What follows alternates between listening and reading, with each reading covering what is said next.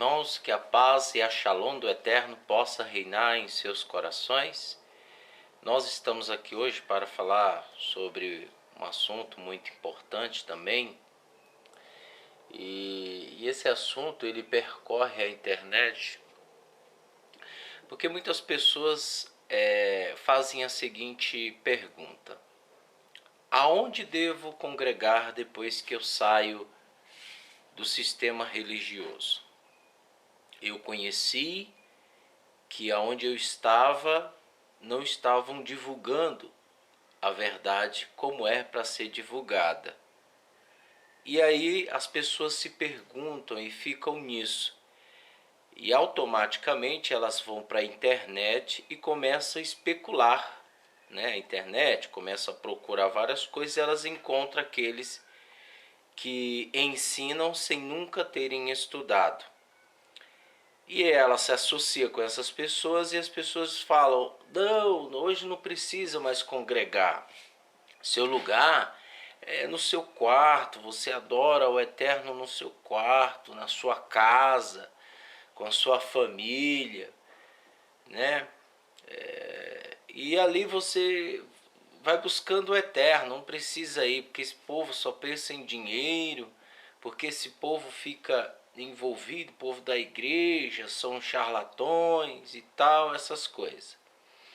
E aí a pessoa acaba aderindo a essa prática e ela coloca em prática, né? E aí ela não vai mais a lugar nenhum e ela se torna uma pessoa totalmente descrente. E ela só fica na frente de um computador, né? Infelizmente, é hoje o que nós temos visto aí, né? No meio aí desse povo aí que se diz ser os sabichões, né? Pois bem, hoje nós vamos provar nas Sagradas Escrituras que Shaul, com os seus talmidins, com todos aqueles que eram discípulos do Mashiach, nós vamos ver que eles congregavam, que eles estavam na congregação. Mas antes de mais nada, vamos analisar um fato importantíssimo que está em Yohanan, João 4:20. Um detalhe importante, pessoal, que eu vou usar a João Ferreira de Almeida. Essa tradução eu vou usar ela. Por quê? Porque se eu usar a Peshitta ou a Bíblia judaica ou a de Jerusalém, as pessoas vão dizer: ah, mas é porque está escrito e ninguém tem acesso. Tudo bem, agora eu vou usar a que está em João Ferreira de Almeida, a que consta em João Ferreira de Almeida, linguagem de hoje, a que a maioria das pessoas tem em casa. Então você acompanhe para verificar se realmente o que eu estou falando é verdade ou não.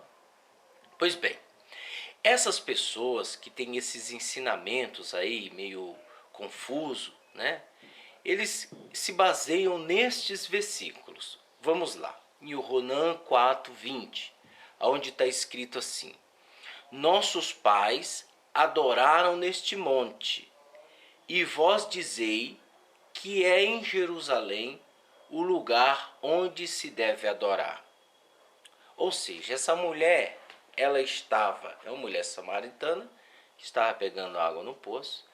Ela disse: nossos pais, né, que ela conhecia as Sagradas Escrituras, dizem que aqui é o lugar de adoração. E vocês, judeus, falam que é em Jerusalém.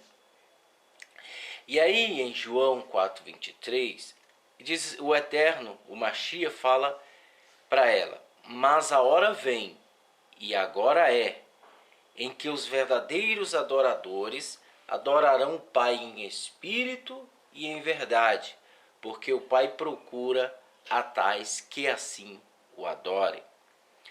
Veja só um ponto importante. Então ela pergunta que aqui é o lugar de adoração e os pais, né, e o povo judeu fala que é em Jerusalém. E o Mashiach dá uma resposta para ela que o lugar de adoração, né, mas a hora vem e agora é que os verdadeiros adoradores adorarão o Pai em espírito e em verdade. Então, a hora vem E agora é em que os verdadeiros adoradores adorarão o Pai em espírito e em verdade. Ou seja, o próprio Mashiach estava explicando que não existe lugar de adoração concreto, porque o Pai é quem procura os verdadeiros adoradores. Ou seja, a pessoa em si, ela busca o eterno em qualquer lugar. Né? Se ela buscar o eterno de todo o coração, com toda a alma, então ela vai encontrar e ela vai adorar o eterno. Ok, esse povo, eles acham que este versículo está dando uma ênfase para o não congregar. Negativo. Verdadeiros adoradores adorarão. Isso é uma forma íntima de uma pessoa para com o Pai. Não é certo? Agora, congregar é outra coisa. Congregar é outra coisa. Verdadeiro adorador é uma coisa e congregar é outra coisa. Certo? O lugar de adoração, a mulher falou que era ali, né, no poço.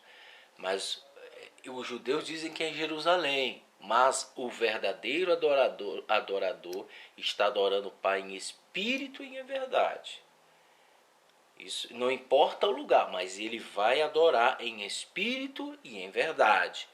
Congregar, estar em um lugar é outra coisa.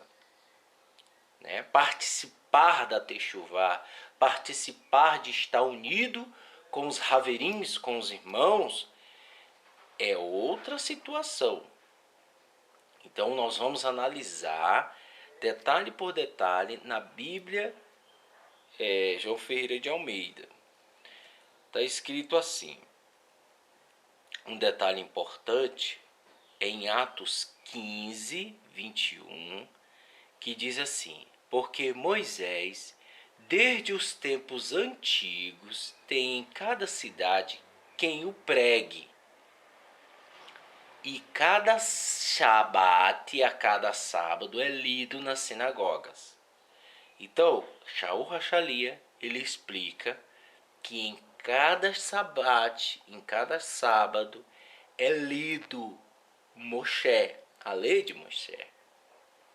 É lido desde os tempos antigos. Ou seja, havia sinagogas, havia lugares aonde a pessoa ia para estudar, para fazer a sua tefilá, para buscar o eterno, né? Lógico que aquele lugar não era tudo na vida, mas eles iam por obediência ao eterno, ok? Então, voltando aqui para que a gente possa entender melhor, veja, porque Moshe, desde os tempos antigos, tem em cada cidade quem o pregue, e cada sábado, Shabat, é lido nas sinagogas. Shaul Hachali está explicando, certo? E Lucas 4,15, nós temos o Mashiach, o próprio Mashiach, ele fazendo parte destas reuniões. Aonde? Nas sinagogas. Isso está em Lucas 4,15. E ensinava nas suas sinagogas, e por todos eram louvado. E por todos era louvado. Ou seja, o próprio Mashiach estava indo nas sinagogas. Todas as sinagogas daquelas regiões, ele estava presente.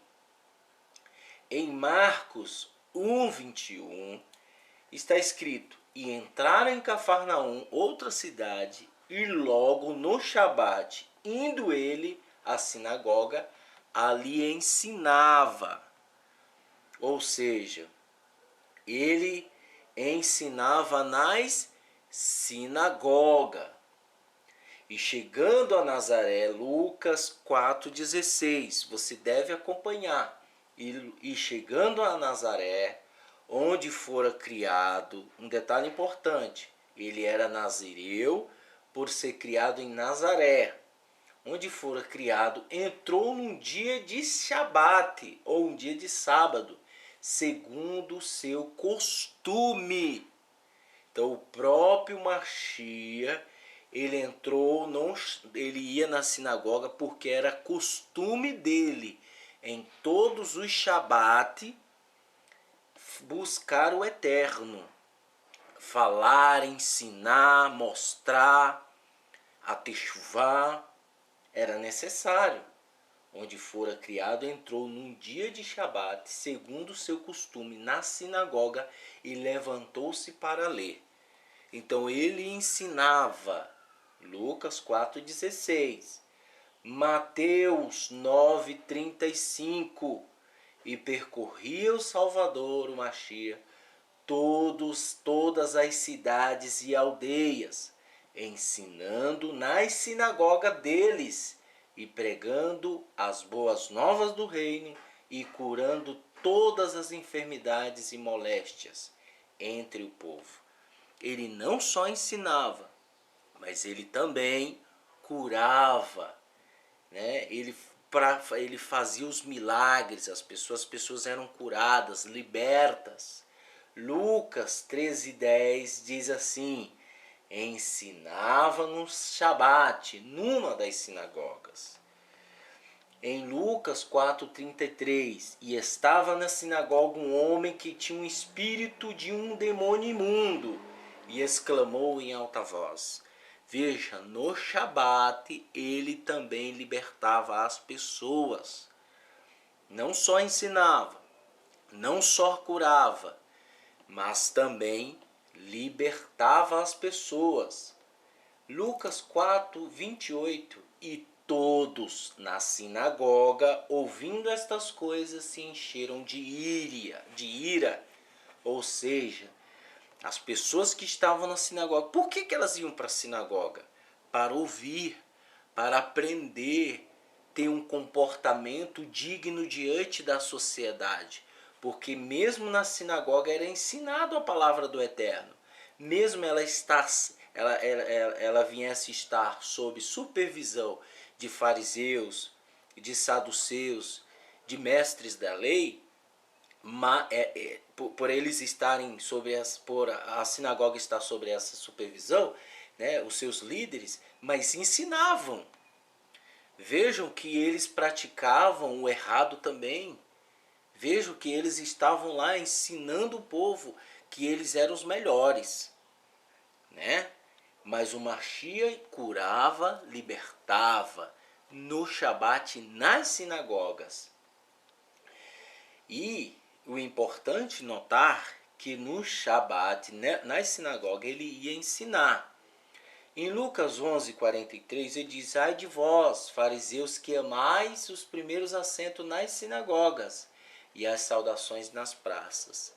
Veja, ele não condenou a prática das pessoas irem na sinagoga. Ele não condenou a prática das pessoas irem nas praças. Ele não condenou a prática das pessoas frequentarem esses lugares para ouvir a mensagem. Nós não vemos isso.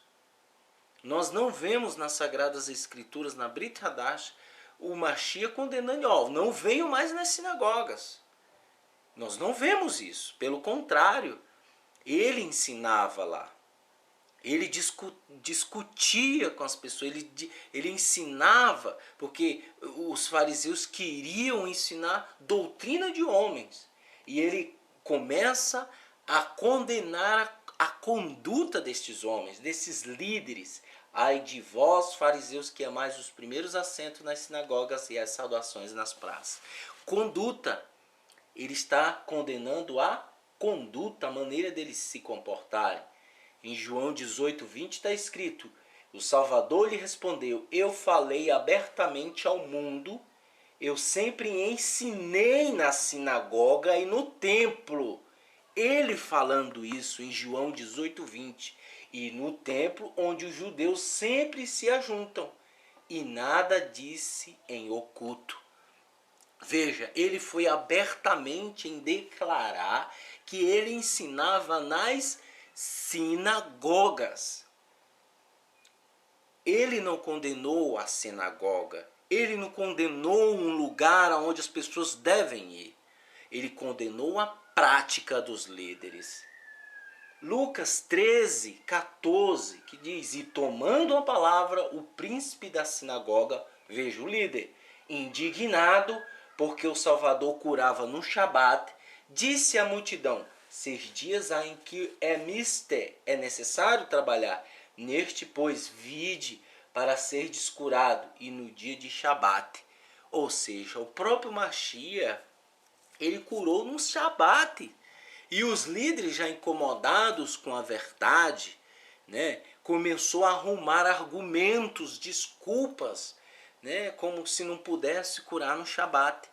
Ou seja, nós nazarenos aprendemos que é necessário fazermos trabalhos sociais no Shabat, porque a vida é superior ao Shabat. E ele curava no Shabat, porque ele nos mostrou isso. Ok?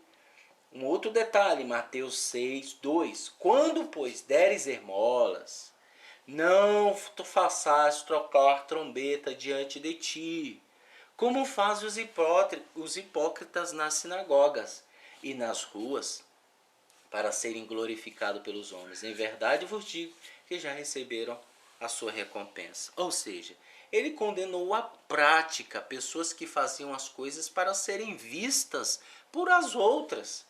E infelizmente isso é uma conduta errada. Nós não podemos fazer nada para sermos vistos pelos outros. Um outro detalhe, Lucas 20, 46. Guardai-vos dos escribas, que querem andar com vestes compridas e amam as saudações nas praças e as principais cadeiras nas sinagogas e os primeiros lugares nos banquetes. Vejam, é uma condutas o Mashiach condenava, a má conduta, a maneira da pessoa se comportar para ser vista pelas outras. Não podia, devemos nos guardar. É necessário isso. Em Atos 17, 2 diz assim: E Paulo, Shaul Rachalia, como tinha por costume, foi ter com eles, e por 3 sábados disputou com eles sobre as escrituras. Então veja, era costume de Shaul também, como era costume do Mashiach, como era costume dos talmidins, irem para as sinagogas. Então Shaul Rachali estava fazendo coisas que eram do costume. Todos os Shabat, buscar o Eterno em congregação, em se unir em congregação na sinagoga. Veja, em Atos 6:9, e levantaram-se alguns que eram da sinagoga, chamada dos libertinos, e dos Sirineu e dos Alexandrio, e dos que eram da Cilícia e da Ásia, e disputavam com Estevão. Isso antes de Shaul. Então, antes de Shaul, porque senão as pessoas falam, mas eles fazem isso aí porque Shaul ele deu procedimento depois. Não, Estevão ele fez antes. Estevão disputava a respeito das escrituras, provando que tinha uma essência, né? E alguns libertinos e dos sirineus e dos alexandrinos e dos que eram da Cilícia e da Ásia disputavam com Estevão. E Estevão, o resultado dele vocês viram, né? Morreu, infelizmente apedrejado, porém está com Mashiach. Em Atos 13, 14 diz: E eles, saindo de Pergue, chegaram a Antiquia da Pisídia, e entrando na sinagoga num dia de Shabat, assentaram-se. Ou seja, eles iam para os lugares que acreditamos que era para o lado da Grécia, para o lado dos lugares, para esses lugares mais distantes, eles sentavam no Shabat nas sinagogas, ensinando. Atos 17, 17 diz: De sorte que disputava na sinagoga com os judeus e religiosos, e todos os dias na praça com os que se apresentavam. Não só na sinagoga, mas também nas praças. Atos 18:4. E todos os Shabat disputava na sinagoga e convencia a judeus e gregos. Então, todas as pessoas iam para a sinagoga aprender. Em Atos 19:18 está escrito: e entrando na sinagoga falou ousadamente por espaço de 3 meses. Veja, Shaul Hachalia ficou 3 meses ensinando na sinagoga. Atos 17:10. E logo os irmãos enviaram de noite Paulo e Silas a Bereia. E eles, chegando lá, foram à sinagoga dos judeus. Era costume, eu estou falando, repito, estou falando, esses versículos estão na Bíblia João Ferreira de Almeida de hoje, tá? Então, se você quiser constatar todos esses versículos, você analise. Não fique entrando dando ouvido a conversas de pessoas que não sabem de nada. Atos 18:26. Ele começou a falar ousadamente na sinagoga. E quando ouviram Priscila e Aquila, o levaram consigo e lhe declararam mais precisamente o caminho do eterno. Veja, mais uma vez, e Crispo, em Atos 18:8, e Crispo, principal da sinagoga, creu no soberano, com toda a sua casa, e muitos dos coríntios, ouvindo, creram e foram emergidos. O Crispo, principal da sinagoga. Tá vendo? Em Atos 26:11 diz: e castigando-os muitas vezes por todas as sinagogas, os obriguei a blasfemar, e enfurecidos demasiadamente contra eles, até nas cidades estranhas os perseguia. Shaul perseguindo as pessoas, né? Ele contando. Em Romanos 1:16, porque não me envergonho das boas novas do Salvador, pois é o poder do Eterno para a salvação de todo aquele que crê, primeiro do judeu e depois do grego, o gentil. Ou seja, em outras palavras, era necessário eles pregarem primeiro para os judeus para depois para o grego, para o gentil. Em 1 Coríntios 14:23 diz: se pois toda a igreja, aí entra a palavra igreja, se congregar num lugar e todos falarem línguas e entrarem doutos ou infiéis, não dirão porventura que estáis loucos? Então, Shaul Hachalia, ele menciona que se uma pessoa, se todos congregar como forma de igreja, digamos assim, porque isso o nome igreja não existe, existe assembleia ou congregação, pessoas reunidas num só lugar. E ali a pessoa falar em línguas estranhas, né, em línguas estranhas, como é que, ou seja, ou línguas de outro país, como é que as pessoas vão entender, né? Romanos 16:5. Saudai também a igreja ou a congregação que se reúne na casa, em sua casa. Saudai a Epeneto, meu amado, que é as primícias de Acaia, em Yahushua. Exatamente. Então, Romanos 16:5 está lá, né? Saudai também a igreja. Ou seja, com o decorrer do tempo, os fariseus, os saduceus, os mestres da lei, os líderes das sinagogas começaram a perseguir Shaul e os talmidins que estavam pregando nas sinagogas. Então eles foram obrigados a se reunirem em casas, nas suas próprias casas, para estudarem a Torá, o Taná, para estudar os profetas. E ali eles escreviam as cartas e enviavam para a igreja, né, em outras palavras, a congregação que se reunia na casa de fulano. Ou seja, tinha que haver um lugar para que as pessoas viessem se reunir. Como a perseguição estava totalmente grande naquela época, então eles não iam abrir uma sinagoga, que eles não eram loucos. Está escrito nas Sagradas Escrituras, né? Fugir da aparência do mal. Se o mal está ali, você vai ficar ali? Não, você tem que fugir. Então, era o que eles faziam, né? Um outro fato importante também, né, que devemos analisar, é que ele diz, né, em Hebreus 10, 23, eu não sei se foi Shaul ou se foi Apolo, mas alguns dizem que foi Shaul. Hebreus 10, 25 diz: não deixando a nossa congregação, como é costume de alguns, antes admoestando-nos uns aos outros, e tanto mais, quando verdes que se aproxima aquele dia. Ou seja, não devemos hoje dar ouvido a pessoas que não sabem de nada. As pessoas nunca leram as escrituras.